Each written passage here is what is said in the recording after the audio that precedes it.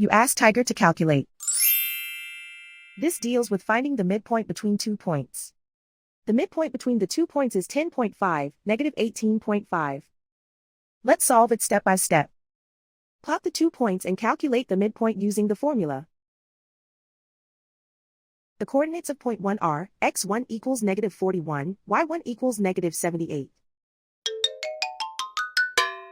The coordinates of point 2 are, x2 equals 62, y2 equals 41. PM represents the midpoint of the 2 points.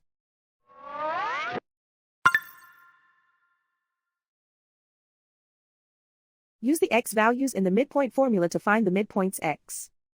x1 equals negative 41. x2 equals 62.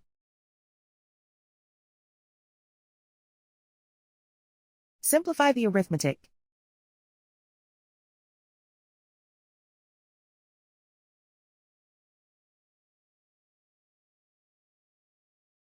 Use the y values in the midpoint formula to find the midpoints y.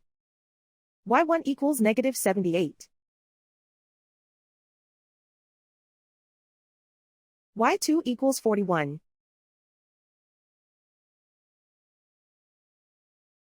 Simplify the arithmetic.